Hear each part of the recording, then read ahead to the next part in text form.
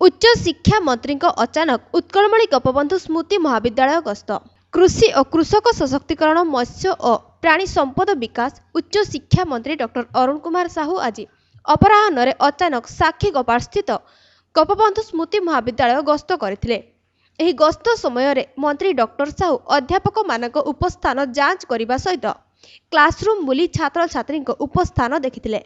एही अवसर में मंत्री डॉक्टर साहू प्रक्टोरियल एवं मेंटरिंग उपरे गुरुत्वारोप करने सहित महाविद्यालय नियमित प्रक्टोरियल क्लास को सुनिश्चित करने निर्देश देथिले।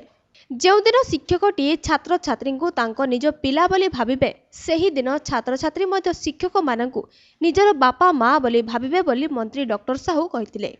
अधिक छात्र छात्री को लाइब्रेरी सह जड़ित रहिबा पाई से परामर्श देइथिले, जद्वारा छात्र छात्री मानक मध्यरे पठन अभ्यास वृद्धि पाइबो एवं सेमाने लाइब्रेरी उपलब्ध पुस्तक गुड़िकर उपयोग करि पारिबे। एही अवसर में मंत्री डॉक्टर साहू महाविद्यालय परिसर बुली देखिथिले और एहार भित्तिभूमि को देखि संतोष प्रकाश करथिले। Bureau report, news live Odisha.